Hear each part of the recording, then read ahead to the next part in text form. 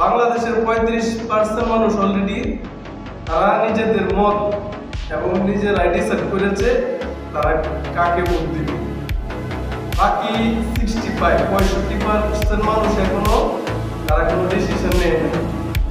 35% হয়েছি আপনি আমার মতো মূর্খ যারা আছি তারা, যেমন মিডিয়ার সামনে বলে দিতেছি আমি আওয়ামী লীগের বুঝতে, আমি বিএনপির বুঝতে, আমি জামাতের বুঝতে, আমি জাতীয় পার্টির বুঝতে। কিন্তু বাকি 65% যারা আছে তারা কিন্তু আপনি আমার মতো মূর্খ না। তারা সমাজের 5% বিএনপি পার্সন, তারা কি করবে না করবে এভাবে ওপেনলি মিডিয়ার সামনে ফেস করবে না, পাবলিকের সামনে ফেস করবে না। তাদের চিন্তা ভাবনার গভীরে, তাদের চিন্তা ভাবনা মাথার ভিতরে রাখছে তারা কাদেরকে ভোট দিবে। তারা চিন্তা ভাবনা করে যুদ্ধপাত দেখে যার মাধ্যমে দেশের উন্নয়ন হবে তাকে